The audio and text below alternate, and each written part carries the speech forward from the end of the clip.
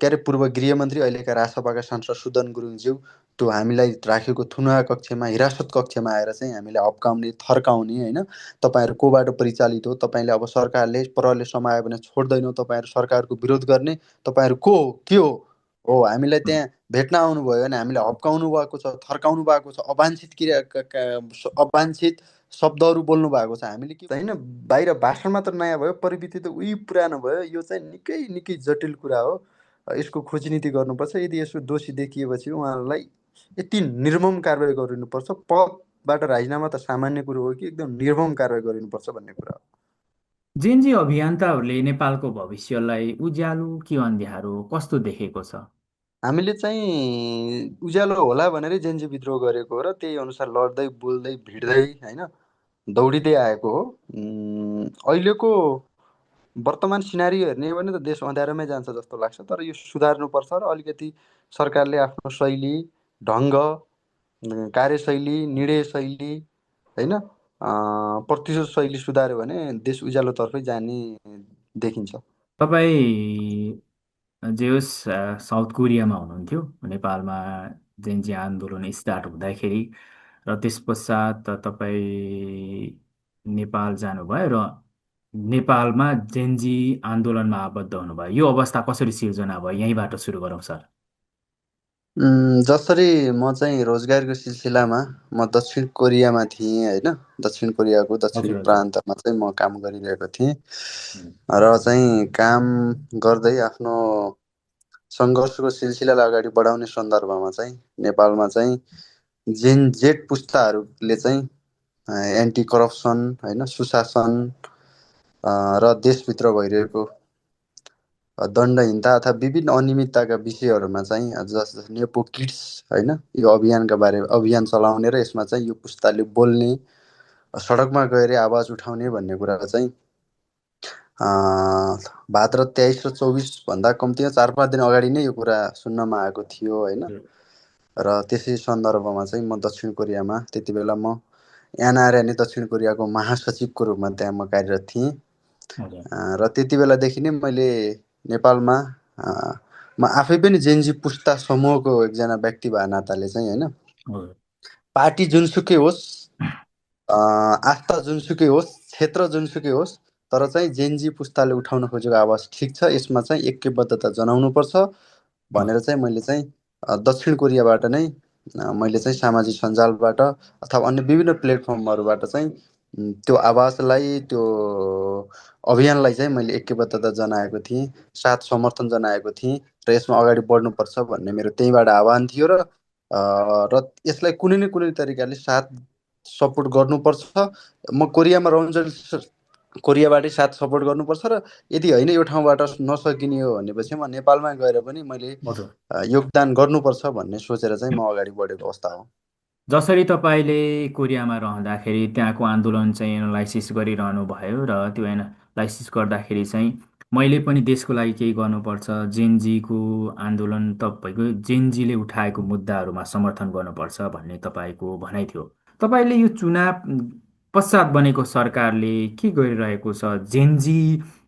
जुन जेनजी आन्दोलनले खोजेको परिवर्तन थियो त्यो परिवर्तन चाहिँ थोरै भए पनि सम्भव हुने बाटोमा अगाडि बढेको छ कि छैन, अथवा यो कसरी अगाडि बढिरहेको छ सरकार? यसमा पनि अलिकति मुभ गरौँ न यताबाट। कुरो विशेष गरेर चाहिँ हजुरले चाहिँ अब जेन्जी आन्दोलन पश्चात यो सरकार कता हिँडिरहेको छ, के गर्न खोजिरहेको छ भन्ने कुरा उठान गर्नुभयो। त्यहाँभन्दा अगाडि चाहिँ अलिकति केही विषयवस्तुहरू छन् होइन। हजुर जसरी चाहिँ भाद्र 23 र 24 गते जेन्जी आन्दोलन भयो। हजुर जेएनजीहरूले विभिन्न मुद्दाहरू उठाए होइन, जस्तै नेपोटिज्मका कुराहरू उठाए, नेपो किड्सका कुराहरू उठाए, हजुर भ्रष्टाचारका कुराहरू उठाए होइन, सुशासनका कुराहरू उठाएका थिए होइन। अनि त्यति मात्र होइन, स्वदेशमा रोजगारी सिर्जना हुनुपर्छ, शासकीय स्वरूप परिवर्तन हुनुपर्छ, निर्वाचन प्रणाली परिवर्तन हुनुपर्छ होइन, हजुर विदेशबाट मताधिकार हुनुपर्छ होइन, हजुर दण्डहीनताको अन्त्य हुनुपर्छ। विविध विषयहरू थिए नि त सुशासनका पक्षमा होइन। यी कुराहरूले नै भाद्र 23 र 24 गते जेन्जी आन्दोलन भयो र चाहिँ हजुर विगतमा भएका दुई तिहाई सरकार अपदस्थ भयो र त्यस पछाडि चाहिँ जेएनजीले चाहिँ एक तहले आफ्नो तर्फको सरकार बन्ने स्थिति आयो र त्यो सरकारले चाहिँ जसरी चाहिँ जेनजीको भावना र मर्मअनुसार काम गर्न सक्नु पर्थ्यो, त्यति बेलाका तत्कालीन प्रधानमन्त्री सुशीला कार्कीज्यूले त्यो काम गर्न सक्नु भएन। उहाँले केवल फगत उहाँले फागुन 21 को चुनाव मात्र देख्नुभयो। उहाँले चाहिँ हजुर चुनाव बाहेक यो आन्दोलनको बलिदान अथवा यो आन्दोलनको म्यान्डेट चुनाव थिएन। हजुर 84 को चुनाव 82 मा थिएन। हामी हजुर चाहिँ त्यति बेलादेखि नै सङ्घर्ष थियौँ। यो जेनजी आन्दोलन कुनै चुनावको लागि थिएन। यो जेनजी आन्दोलनको जगमा टेकेर बलिदानमा टेकेर चाहिँ जहाँ जहाँ गलत छ, हजुर भ्रष्टाचारका कुराहरू होस्, शासकीय स्वरूपका कुराहरू हुन्, अख्तियारका कुराहरू हुन्, अदालतका कुराहरू हुन्, कर्मचारी तन्त्रका कुराहरू हुन्, अर्थतन्त्रका हजुर कुराहरू हुन्, वैदेशिक रोजगारीका कुराहरू हुन्, होइन, अथवा हजुर विविध विषयहरूमा एउटा सुधार गरेर जाउँ, निर्वाचन प्रणालीका कुराहरू हुन् भन्ने हाम्रो माग थियो। हजुर त्यति भनिरहँदा होइन, जेनजीलाई न्याय दिने कुराहरू पनि थिए, होइन, हजुर जेनजीका हत्यारालाई कारवाही गर्ने कुराहरू थियो, होइन, अनि तपाईँको जेनजी शहीदलाई जेनजी शहीद परिवारलाई न्याय दिने कुराहरू थियो, घाइतेको परिपूरणका कुराहरू थिए, विविध विषयहरू थिए। तर त्यति बेलाको तत्कालीन सरकारले चाहिँ यी कामहरूमा प्रवेश गर्नुभन्दा पनि चुनावमा बढी फोकस भयो। हामीले त्यो कुरा मानेनौँ। जुन हामी जेनजी थियौँ, जुन हामीमा कुनै पनि खालको स्वार्थ थिएन, हामीमा कुनै पनि खालको आग्रह पूर्वाग्रह थिएन, मात्र हामीले चाहिँ आन्दोलनको मर्म र भावनाअनुसार अगाडि बढ्नुपर्छ भनिरहेका थियौँ। तर त्यति बेलाको सुशीला कार्कीले चाहिँ चुनाव बाहेक केही पनि देख्नु भएन र हामीले चाहिँ यथास्थितिको चुनाव मान्दैनौँ भनेर चाहिँ हामीले त्यति बेला चाहिँ चुनावको अपोजिसनमा उभिएको अवस्था थियो, होइन। हामीले चाहिँ चुनाव हुनुपर्छ, तर फागुन 21 को चुनावले चाहिँ देशमा निकास दिँदैन, भोलिका दिनमा फेरि अर्को द्वन्द्वको सुरुवात हुन्छ भनेर भनेका थियौँ। तर चाहिँ हाम्रो त्यो आह्वानका बावजुद पनि, हाम्रो त्यो अडानका बावजुद पनि चुनाव भयो र चुनाव फागुन 21 मा चुनाव भइसकेपछि राष्ट्रिय स्वतन्त्र पार्टी रासपाले चाहिँ हजुर र उक्त पार्टीसँग साँठगाँठ आउनुभएका बालेन्द्र शाहबीच एकता भयो र त्यो एकताले चाहिँ झन्डै झन्डै 2/3 समर्थन पाएर चाहिँ अहिले रासपाले एक्कल बहुमतको सरकार चलाइरहेको अवस्था छ। हजुर र अहिले झन्डै झन्डै अब 2 महिना पुग्न लागेको छ यो सरकार निर्माण भएको चाहिँ। यो सरकारले चाहिँ तपाईँलाई एकदमै हार्दिकतापूर्वक भन्नुपर्दाखेरिमा चाहिँ जसरी यो सरकार जेनजी आन्दोलनको बल र बलिदानमा जसरी चाहिँ उथलपुथल भएर यो सरकार आयो, यो सरकारले जसरी काम गर्नु पर्थ्यो जेनजीको भावना अनुसार, मर्म अनुसार त्यो काम गरिरहेको देखिँदैन। केही काम गर्न खोजिरहेको छ, तर चाहिँ गरे जस्तो देखिन्छ, तर त्यो उनीहरूको त्यो पाइला अर्कै ठाउँतिर गएको देखिन्छ, होइन। त्यो भए हुनाले चाहिँ अहिले म तपाईँलाई यति के मात्र भन्न सक्छु भन्दाखेरिमा सरकारको 2 महिनाको परीक्षण देख्दाखेरिमा सरकार जेनजी आन्दोलनको भावना, मर्म, हिजो भएका विभिन्न सहमतिहरू, समझदारीहरू र बाचाहरूलाई चिरेर तोडेर अर्कै ठाउँतिर गइरहेको छ। यसले चाहिँ फेरि जेनजीहरूलाई निराशा बनाउनेदेखि लिएर चाहिँ यो सरकारप्रति फेरि युवाहरूको अविश्वास पैदा हुने जस्तो चाहिँ देखिन्छ। अनि कतिपयले भन्छन् सरकारले गरिरहनु खोजेको तर उता अदालततर्फबाट अङ्कुश मात्र सिर्जना हुने भएको कारणले काम पनि चुस्त रूपमा गर्न सकिरहेको अथवा स्टार्टिङ मात्र पनि गर्न पाएको छैन भन्ने खालको प्रतिक्रिया सरकारका समर्थक अथवा सरकारी पक्षका व्यक्तिहरूले भनिरहेको अवस्था छ। यसमा अनि तपाईँ के एउटा कुरा के बुझ्नु पर्यो भन्दाखेरिमा राज्य भनेको सरकार मात्र होइन कि, राज्य भनेको चाहिँ कार्यपालिका, न्यायपालिका, व्यवस्थापिका, होइन, हजुर यो संविधान अनुसार निर्देशित छ क्या सरकार पनि, होइन। हजुर अनि सरकारले चाहिँ संविधानको अन्तर्वस्तुमा नरहेर, संविधानको पालनामा नरहेर उसले गरेका निर्णयहरू न्यायपालिकाले त सच्याउँछ। जस्तै सरकारले चाहिँ होइन सुकुम्बासीलाई हटाउन डोजर चलायो, यानि कि हाम्रो संविधानले के भन्छ भन्दाखेरिमा चाहिँ, मानव अधिकारले के भन्छ भन्दाखेरिमा चाहिँ डोजर चलाउनु भनेको अन्तिम विकल्प हो। त्यहाँभन्दा अगाडि सुकुम्बासी पहिचान गर, प्रमाणीकरण गर, उनीहरूलाई जग्गा देऊ, लाल पूर्जा देऊ, घाँस बाँस कपासको ग्यारेन्टी गर भन्छ क्या। तर सरकारले कुनै पनि काम नगरेर चाहिँ त्यो डोजर चलाउनु अन्तिम विकल्प प्रयोग गर्दाखेरिमा चाहिँ यो मानव अधिकार हनन हो। यो चाहिँ मान्छेको बाँच्न पाउने अधिकारको, खान पाउने अधिकारको, बोल्न पाउने अधिकारको, बस्न पाउने अधिकारको हनन हो। यो संविधान विरोधी कार्य हो भनेर अदालतले रोक्यो। अनि अर्को ट्रेड युनियनका कुराहरू आए, जुन संविधानमै भनिएको छ होइन, प्रत्येक व्यक्तिले आफ्नो अधिकारका लागि सङ्गठन बनाएर ट्रेड युनियन बनाएर आफ्नो आवाजहरू राख्न पाउनेछ भनिएको छ। सरकारले संविधान विरोधी कार्य गरेपछि न्यायपालिका न्यायपालिका भनेको त अदालतको रक्षक हो। हजुर सरकारले कुनै संविधानलाई मिचेर छेडखानी गरेर चाहिँ आफ्नो स्वार्थका लागि अथवा कुनै अन्य उसको अभिष्ट पुरा गर्नका लागि ती काम गर्छ भने त न्यायपालिकाले त्यसलाई बचाउँछ।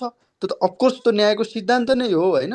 त्यो हजुर भए हुनाले चाहिँ सरकारले गरेका काममा अदालतले रोक गरेको होइन कि सरकारले गरेको अदूरदर्शी काम, गैर कानुनी काम, संविधान विपरीतको काम र कानुन विपरीत काममा अदालतले रोक गरेको हो। तर सरकारले चाहिँ पहिला कानुन संशोधन गरोस् न, पहिला संविधान संशोधन गरौँ, कानुन संशोधन गरौँ, विधि बनाऊ, पद्धति बनाऊ। सरकारले एउटा कानुनको पालना गरेर होइन, विधिको पालना गरेर, थितिको हजुर पालना गरेर अथवा त्यसो अगाडि बढेको भए हजुर सबै कुरा मिल्दै जान्थ्यो होइन। तर सरकारले सुरुमा नै आफ्नो दम्ब, आफ्नो दुई तिहाईको हजुर शक्ति, ताकत होइन, कसैलाई देखाइदिने अथवा विगतमा भएका राजनीति नीति सबै खारेज गरिदिने नाममा होइन, सुकुम्बासीलाई उठाइदिने नाममा होइन, अथवा अनेक विविध नाममा जति पनि काम भएका छन्, सरकारले चाहिँ होस कम जोस बढीमा भएका कामहरू छन्। यसले चाहिँ समाजमा थुप्रै खालका असहमतिहरू, विरोधका स्वरहरू उठिरहेको चाहिँ देखिन्छ। भनेपछि अब संविधान संशोधनको विषयहरू पनि उठाउनु भयो। ठ्याक्कै संविधान संशोधन कता गर्नुपर्छ, कुनमा गर्नुपर्छ, कसरी गर्नुपर्छ, कुन कुन क्षेत्रमा गर्नुपर्छ तपाईँले होइन, संविधान संशोधन हजुर गर्नुपर्ने धेरै ठाउँहरू छन् होइन। संविधान शासकीय स्वरूपका विषयमा नि संविधान संशोधन गर्नुपर्ने छ होइन। हजुर निर्वाचन प्रणालीका विषयमा पनि संविधान संशोधन गर्नुपर्ने छ। संवैधानिक नियुक्तिकाहरूको बारेमा नि संविधान संशोधन गर्नुपर्ने छ। विदेशबाट मताधिकार गर्ने कुराहरूमा पनि संविधान संशोधन गर्नुपर्ने ठिक छ, ठिक कानुनहरू बनाउनु पर्ने छ। यो देशका कर्मचारीहरू सञ्चालन गर्ने कुराहरू, अदालत सञ्चालन गर्ने कुराहरू होइन, तपाईँको सेनादेखि प्रहरी सञ्चालन गर्ने कुराहरू, स्थानीय र प्रदेशलाई कामकाजी र गैर राजनीतिक बनाउने कुराहरूमा पनि संविधान संशोधन गर्ने कुराहरू छन् होइन। यो देशको औद्योगिकरण, कृषिकरणका लागि होइन, विविध विषयहरूमा संविधान संशोधन गर्नुपर्ने धेरै कुराहरूमा संविधान हाम्रो विकासको बाधक छ संविधान, अथवा थुप्रै कुराहरू छिटो काम गर्ने कुराहरूमा होइन, विकास हजुर निर्माणका कामहरू पनि संविधान धेरै कुरामा संविधान संशोधन गर्नुपर्ने छ। अथवा सरकारले विश्वविद्यालयमा राजनीति भयो, विद्यार्थी सङ्गठन बन्द गर्ने कुराहरू छन्, अथवा ट्रेड युनियन खारेज गर्ने, यिनलाई खारेज भन्दा पनि यिनीहरूलाई व्यवस्थित होइन, शिक्षा मैत्री, विश्वविद्यालय मैत्री, स्कुल कलेज मैत्री बनाउनु पर्ने कुराहरू छन् होइन। त्यो भए हुनाले चाहिँ संविधान विविध र बृहत्तर विषयमा चाहिँ संविधानलाई आमूल संशोधन गर्ने कुराहरू छन्। तर यो विषयमा चाहिँ सरकारले चाहिँ केवल एउटा दुई तिहाईको दम्बमा, घमण्डमा भन्दा पनि यो देशको सबै पुस्ताको, सबै भूगोलको, सबै जातको, सबै धर्मको, सबै वर्गको, देशमा भएका नागरिक, विदेशमा भएका नेपाली नागरिकको अपनत्व र स्वामित्व हुने तरिकाले चाहिँ, लाभ हुने तरिकाले चाहिँ संविधान संशोधन गर्नुपर्छ। र त्यसका लागि सरकार साँघुरो दायराबाट नभएर खुल्ला दायराबाट अगाडि बढ्नुपर्छ। केवल सरकारले आफ्नै बहुमतको दम्बमा संविधान संशोधन गर्ने अथवा कसैका अधिकारलाई कमजोर बनाउने, कसैका अधिकारलाई बलियो बनाउने, अथवा आफू अनुकूलका अथवा आफ्ना अभिष्टहरू पुरा गर्न संविधान संशोधन गर्ने, कानुन बनाउने, तर त्यो अरूको अधिकारलाई उपस्थित गर्ने काम गरियो भने चाहिँ त्यसले चाहिँ समाधान होइन, सङ्कट ल्याउँछ। त्यसले चाहिँ कुनै अग्रगामी परिवर्तन भन्दा पनि अर्को विद्रोहको निम्त्याउन सक्छ। त्यो भए हुनाले चाहिँ सर्वप्रथम सरकारले होस खुलाउन आवश्यक छ। सरकार भनेको जनताको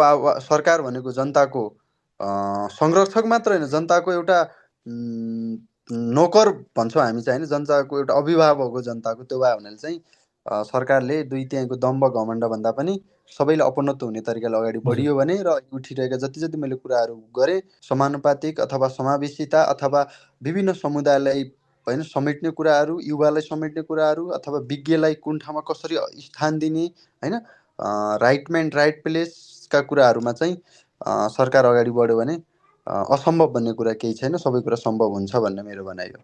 लगभग 2-3 दिन भयो होला तपाईँ हिरासत मुक्त भएर आए भन्ने कुरोहरू पनि गर्नुभएको थियो। तपाईँ के को आन्दोलनमा व्यस्त हुनुहुन्छ अहिले र किन तपाईँ हिरासतमा पर्नुभयो, प्रहरी हिरासतमा?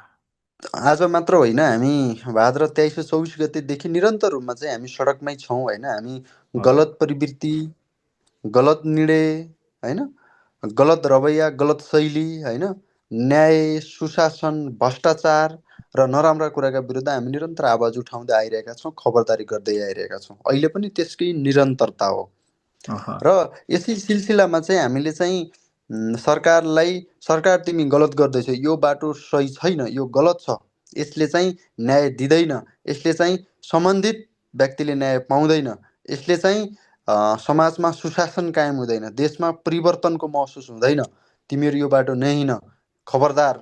यो विरोध होइन, मान्छेले के बुझे भन्दाखेरिमा हामीले सडकमा उठाउने आवाज, उठाउने पम्पलेट, उठाउने झन्डाले मान्छेले विरोध मात्र सम्झे क्या। लोकतन्त्रमा हरेक कुराको जवाफ माग्न पाइन्छ कि हामी जवाफ मागिरहेका हौँ, यो विरोध होइन। हामी गलत पनि बुझेका हुन सक्छौँ, त्यसलाई सच्याउने, त्यसलाई क्लियरफाई गरिदिने काम त सरकारको होला नि, अथवा सम्बन्धित निकायको होला नि त होइन। त्यो भए हुनाले हामीले सडकबाट जवाफदेहिता मागेको हो, सडकबाट हामीले पारदर्शिता मागेको हो, सडकबाट हामीले चाहिँ न्याय मागेको हो।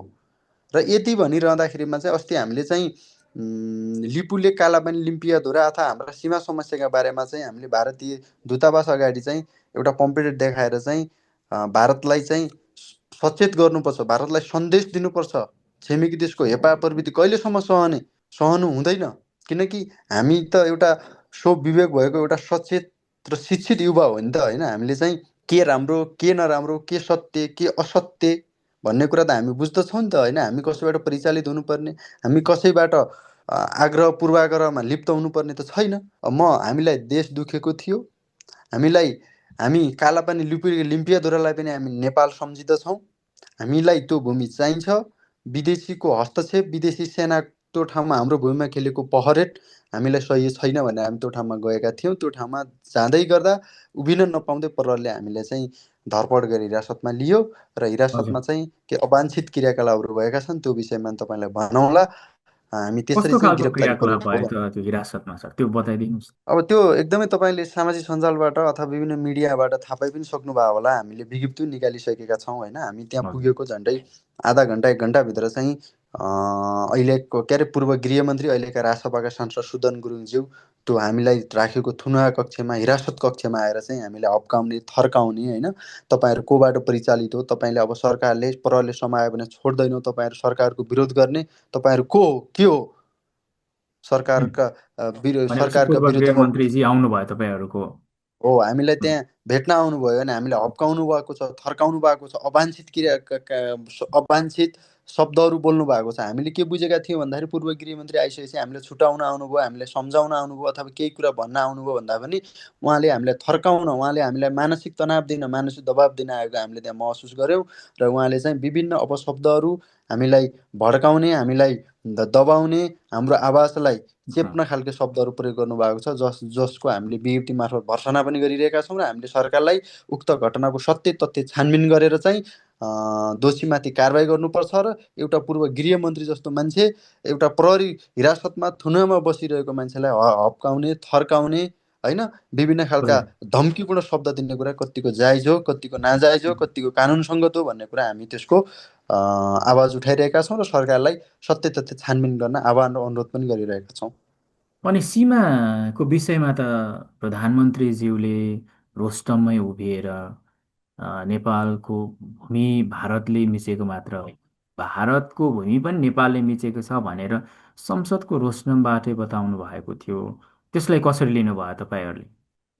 यो एउटा तरिकाले चाहिँ होइन के बुझ्न सकिला भन्दाखेरिमा सरकारले अब बार्गेनिङ पावर बढायो भनेर भन्लान्, अथवा सरकारले चाहिँ एउटा कुटनीतिक एउटा नयाँ शैली अपनायो होइन, प्रधानमन्त्रीज्यूले एउटा त्यो चलाखी गर्नुभयो भनेर त भन्न सकिला, भन्लान्।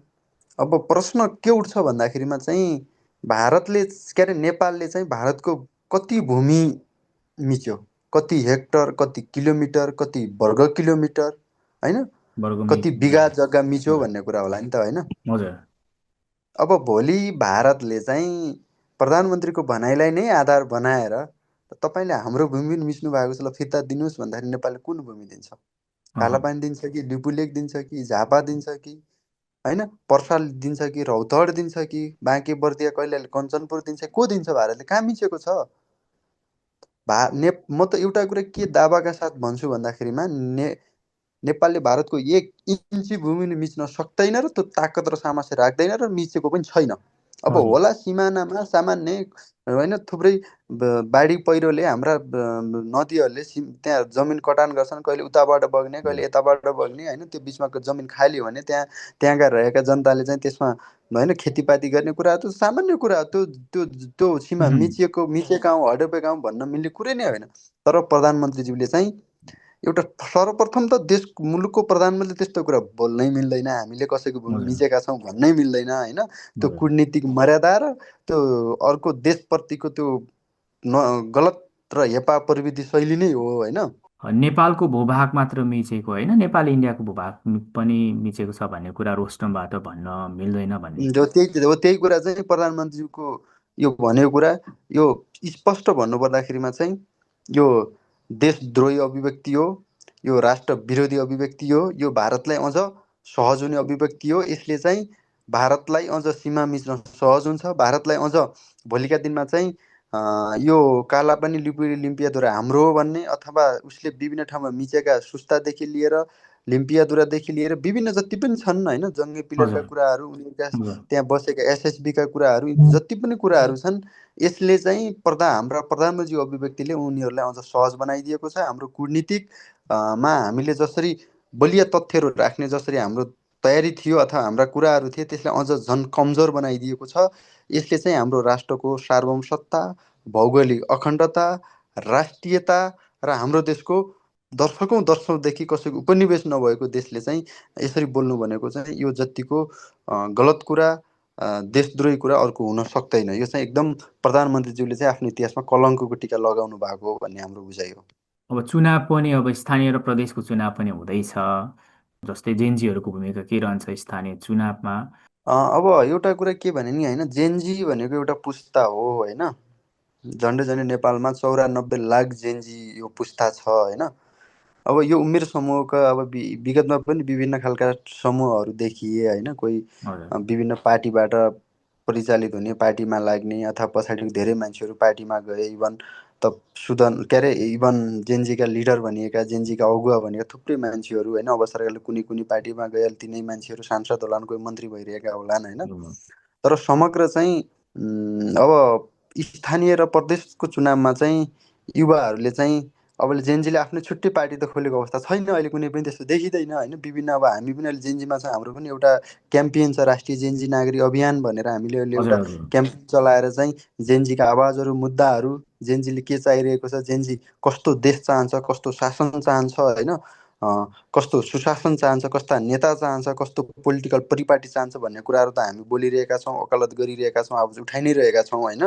हजुर तर यसमा अब जेएनजीहरू पनि धेरै जेएनजी मुभमेन्टहरू लगायत तपाईँको तपाईँले भर्खरै भन्नुभयो, त्यस्तै गरेर अँ, जेएनजी लाइन चाहिँ धेरै चाहिँ जेएनजी समूहहरू हुनुहुन्छ।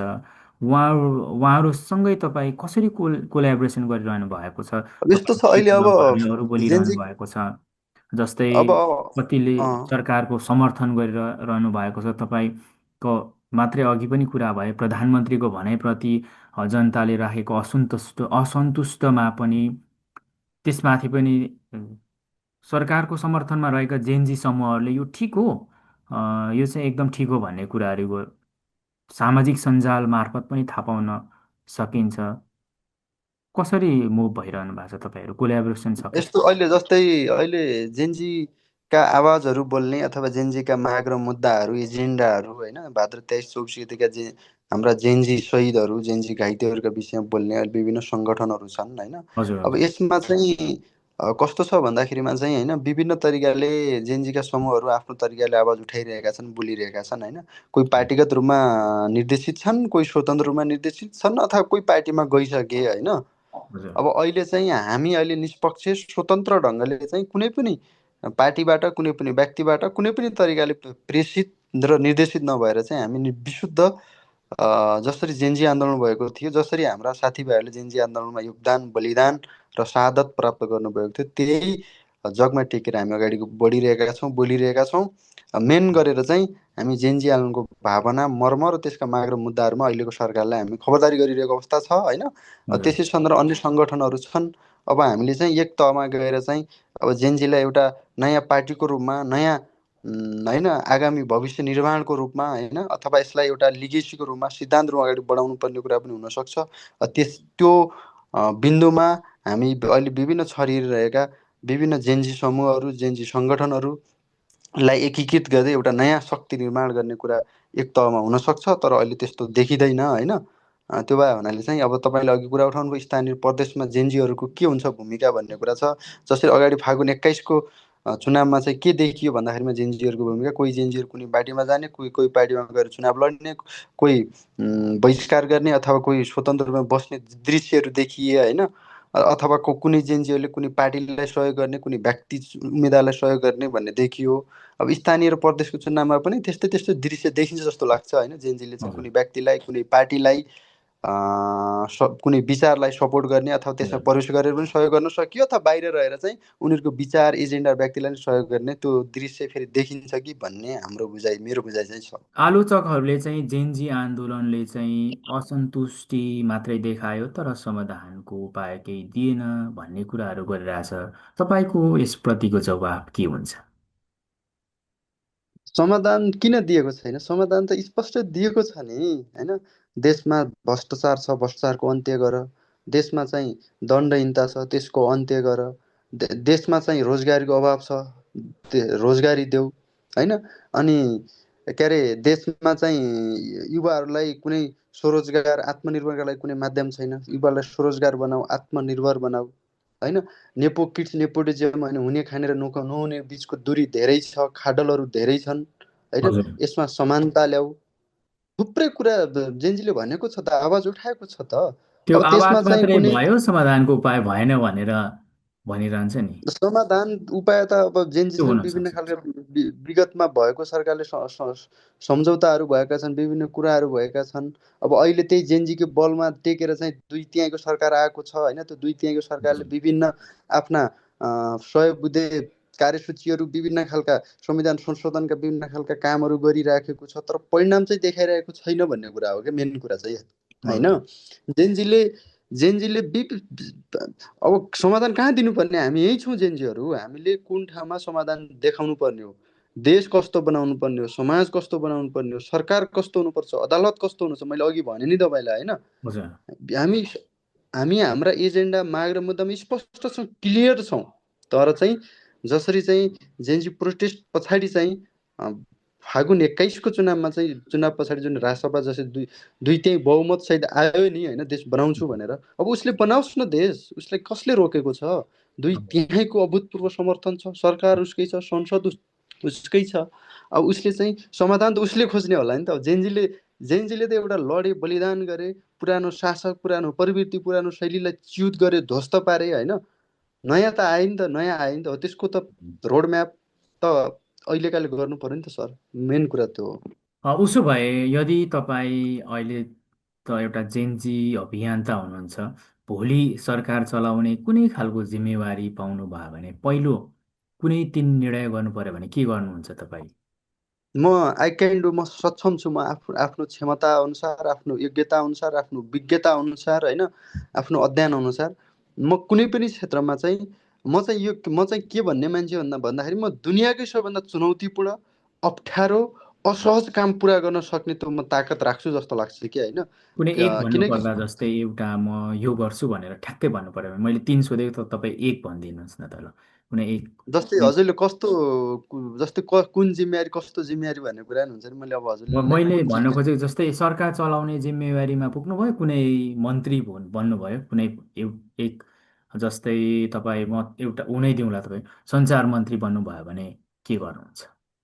जस्तै मेरो आफ्नो, जस्तै तपाईँले सञ्चार मन्त्री भन्नुभयो, जस्तै मैले चाहिँ सञ्चार मन्त्री बनिरहँदाखेरिमा चाहिँ मैले सञ्चार क्षेत्रमा चाहिँ होइन, जसरी चाहिँ अहिले विश्व जुन अहिले डिजिटलाइजेसनको जमानामा गएको छ, जस्तै अहिले एआईले अगाडि बढेको छ होइन। अहिले पनि हाम्रो हजुर देशमा चाहिँ सञ्चारको सुविधा र सञ्चारको प्रवाह एकदमै न्यून छ होइन। अहिले हाम्रो देशका विभिन्न विकट ठाउँहरू कर्णालीदेखि सुदूरपश्चिम अहिले पनि सञ्चारको सेवामा जोडिन सकेका छैनन्, डिजिटलाइजेसनमा जोडिन सकेका छैनन् होइन। र सञ्चार जति प्रभावकारी हुन्छ त्यो देशको शिक्षा त्यहाँभन्दा अझ उन्नत खालको हुन्छ होइन। त्यो भए हुनाले चाहिँ सञ्चारलाई एआईसँग जोडेर, सञ्चारलाई शिक्षासँग जोडेर होइन, सञ्चारलाई विभिन्न विकास निर्माणका प्रविधिहरूसँग जोडेर चाहिँ देश समृद्धिका लागि सञ्चारलाई प्रयोग गर्न सकिन्छ। अब सञ्चार भन्ने बित्तिकै सञ्चार मात्र पर्दैन, जस्तै तपाईँले सूचना तथा सञ्चार भन्नुभयो होइन। अहिले प्रत्येक नागरिक सूचनाबाट वञ्चित हुनु परेको छ होइन, सूचनाबाट पछाडि पर्नु परेको छ होइन।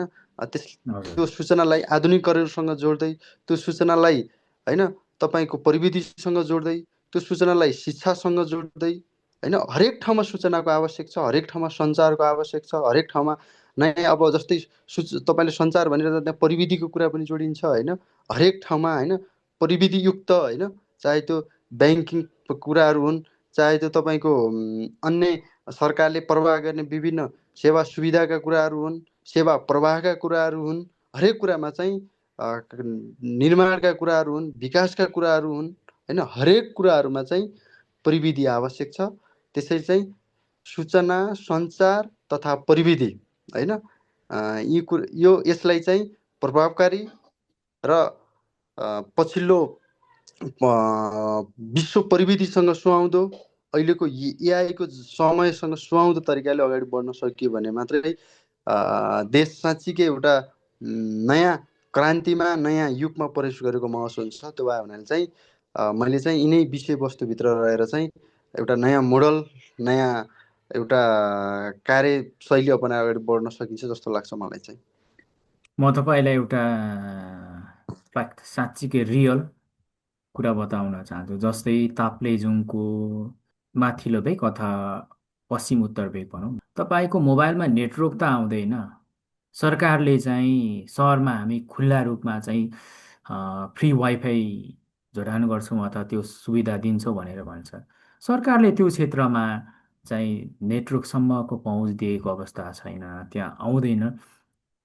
त्यसलाई चाहिँ सरकारले कसरी अगाडि बढ्नुपर्छ, त्यसमा सरकारप्रति तपाईँ के भन्न चाहनुहुन्छ? यसमा तपाईँले मजाले भन्न सक्नु। मैले अघि नै भने होइन, हाम्रो देशको अझै पनि हाम्रा देशका थुप्रै जनसङ्ख्याले, थुप्रै जनताले, थुप्रै ठाउँले, थुप्रै हाम्रा हिमाली जिल्लाहरू, पहाडी जिल्लाहरूले अझै पनि सूचना सञ्चार र प्रविधिबाट एकदम पछाडि हुनु परेको छ, त्यसको पहुँचमा पुगेका छन्। त्यो भनेको के हो थाहा छ? त्यो भनेको नेपालका जनताले अझै पनि, नेपाली जनताको अझै पनि मानव अधिकार, ह्युमन राइट, हनन भएको छ। एक्ज्याक्टली हो। त्यो ह्युमन राइट नै प्रयोग गर्न पाइरहेका छैन कि। त्यो भनेको एउटा तपाईँले ताप्लेजुङको कुरा ल्याउनुहुन्छ, जुम्लाका कुरा ल्याउनुहुन्छ, बैतडीको कुरा ल्याउनु होला, दैलेखका कुरा ल्याउनु होला होइन, अझै पनि रोल्पाको कुरा सूचना भयो। सञ्चार प्रविधिको युगमा चाहिँ ह्युमन राइटको हनन भइरहेको छ। अनि सरकार भन्छ फ्री वाइफाईको कुरा भन्छ। ए बाबा, फ्री वाइफाई त हुनुपर्छ, ठिक छ, त्यो राम्रो कुरा, तर त्यहाँभन्दा पहिला हाम्रा हिमालमा बस्ने, हाम्रा पहाडमा बस्ने त्यो ठाउँमा कम्तीमा सूचना त सञ्चारको पहुँच त पुगाऊ। त्यो ठाउँका जनताले के सूचना हेर्नबाट वञ्चित गरिएको हो? त्यो ठाउँका जनताले के 4G 5G चलाउन नचलाउने तरिकाले उहाँहरूको त्यो अधिकारलाई हनन गरिएको हो?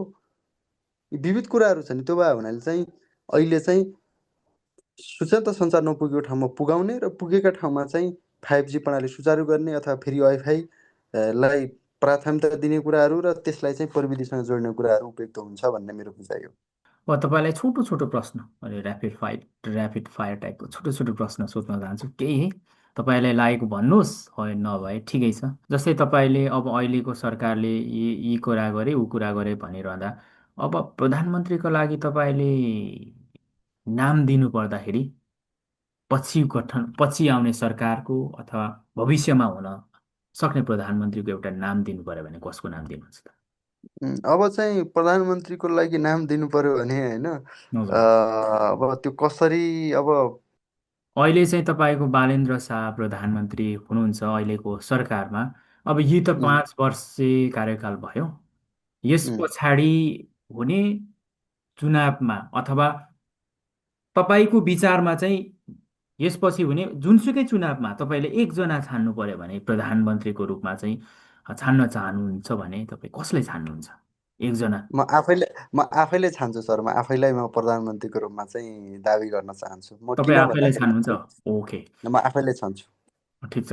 उसो भए अब धेरै युवाहरू हुनुहुन्छ, नेताहरू हुनुहुन्छ होइन? सबैभन्दा सफल नेपाली युवा नेता चाहिँ कसलाई मान्नुहुन्छ अहिलेसम्म है तपाईँ? अब सफल कुन आधारमा मान्ने भन्ने हुन्छ होइन।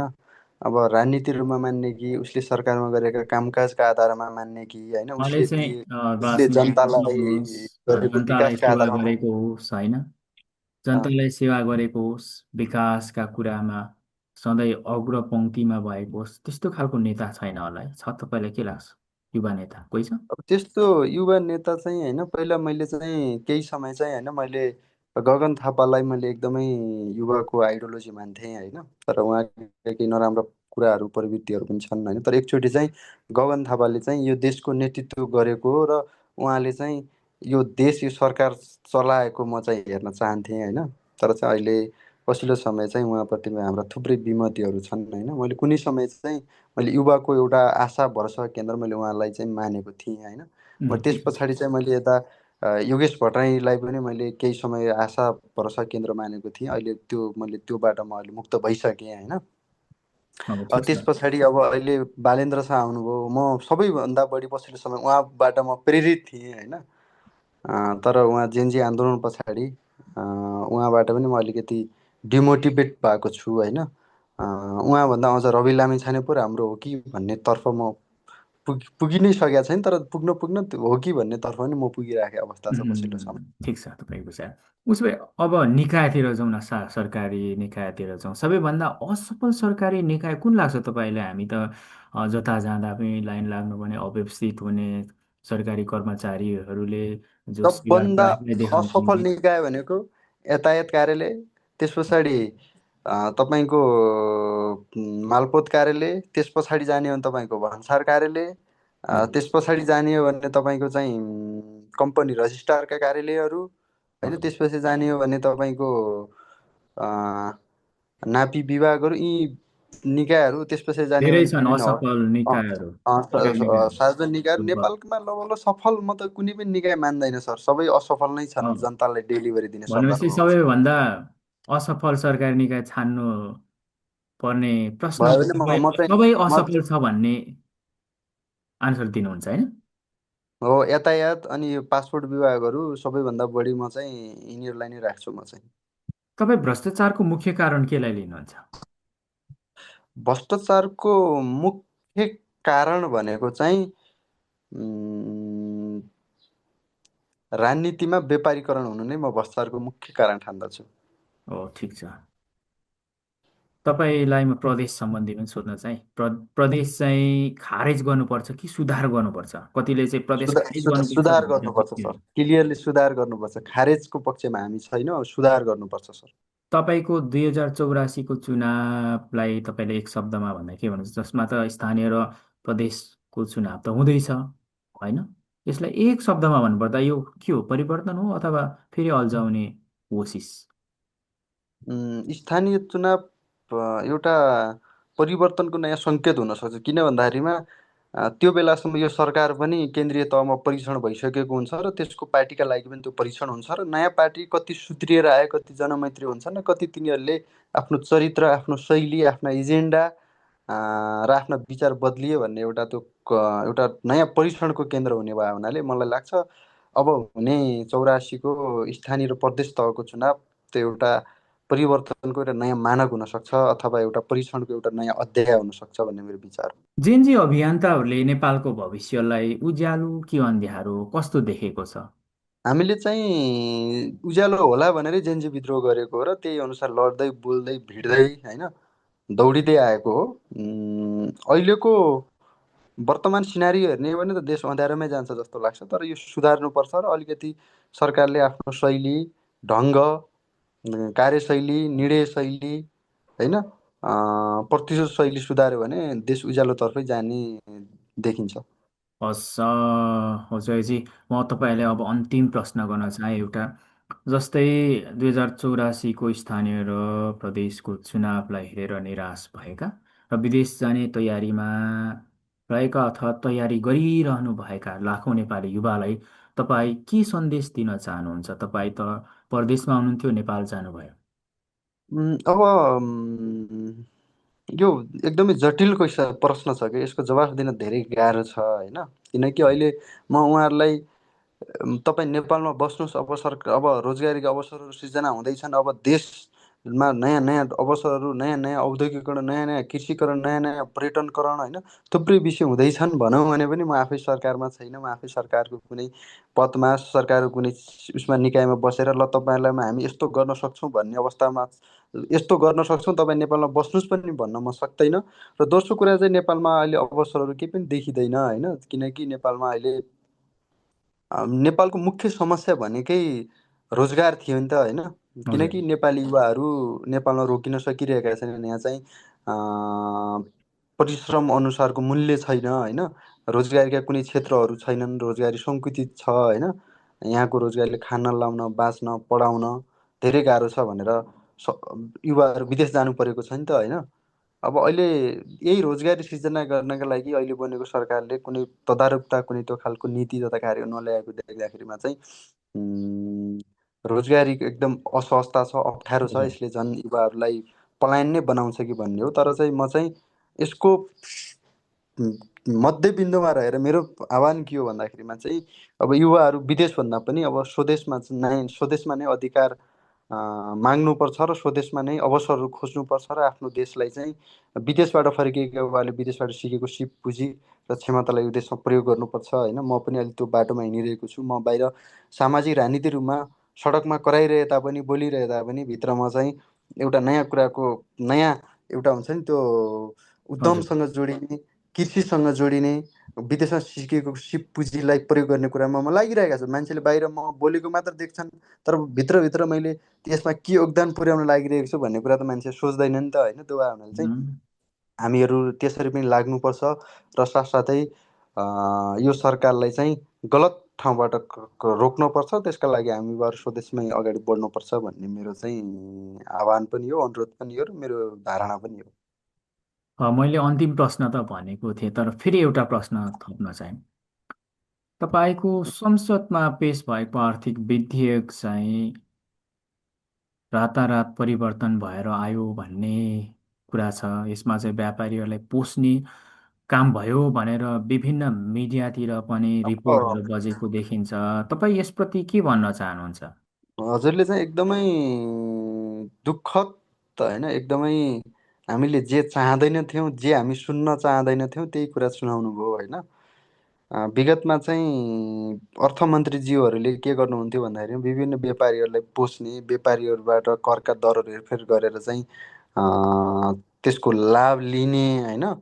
हजुर। विभिन्नमा विगतका अर्थमन्त्रीहरू यो बाटो मुक्त छैनन्। जस्तै विगतका अर्थमन्त्री तपाईँको जनार्दन शर्मा होइन, त्यस पछाडि गएर विष्णु पौडेल होइन, लगायत विभिन्न अर्थमन्त्रीहरूले पनि यसरी गरिरहेका छन्। तर अहिले सुशासनको नारा दिएर, परिवर्तनको नारा दिएर, बलिदानको जगमा टेकेर र एउटा विज्ञ भनिएका अर्थमन्त्रीले ज्यूले चाहिँ जसरी चाहिँ संसदमा पेश भइसकेको विधेयकलाई होइन, त्यो विधेयकलाई पनि उहाँले चलाउनु भयो क्या होइन। 267 पेजको विधेयक थियो, पछि त्यो 17वटा पाना गायब गरेर चाहिँ उहाँले कति कति भने 250को पछि अपलोड गर्नुभयो। त्यसमा थुप्रै खालका होइन विद्युतीय कारहरू होइन, अन्य सेयर राइडिङका कुराहरू, अन्य कुनै व्यापारी का भन्सारका विभिन्न शुल्कहरू होइन, विभिन्न उत्पादनका विभिन्न शुल्कहरू उहाँले केही बढाएको, केही घटाएको, केही समायोजन गरेको कुरा आएको छ। यो त स्पष्ट खुल्ला भ्रष्टाचार यो चाहिँ होइन। बाहिर भाषण मात्र नयाँ भयो, प्रविधि त उही पुरानो भयो। यो चाहिँ निकै निकै जटिल कुरा हो। यसको खोजनीति गर्नुपर्छ। यदि यसो दोषी देखिएपछि उहाँहरूलाई यति निर्मम कारवाही गरिनुपर्छ। पदबाट राजीनामा त सामान्य कुरो हो कि एकदम निर्मम कारवाही गरिनुपर्छ भन्ने कुरा हो। हस्, समय र संवादका लागि तपाईँलाई मुरी मुरी धन्यवाद। ल धेरै धेरै धन्यवाद। एकदम यो तपाईँसँग एकदम मिठा कुराहरू भयो होइन। म नेपालमा, तपाईँ दक्षिण कोरियामा भए तापनि होइन, हामीले चाहिँ तपाईँले दक्षिण कोरियाबाट के बुझेका कुराहरू सोध्नुभयो। मैले नेपालमा रहिरहँदाखेरि यहाँ भइरहेका विषयवस्तुका बारेमा आफ्नो बुझाइ भोगाइ सिकाइ मैले तपाईँलाई पोख्ने मौका होइन, तपाईँलाई भन्ने मौका पाएँ।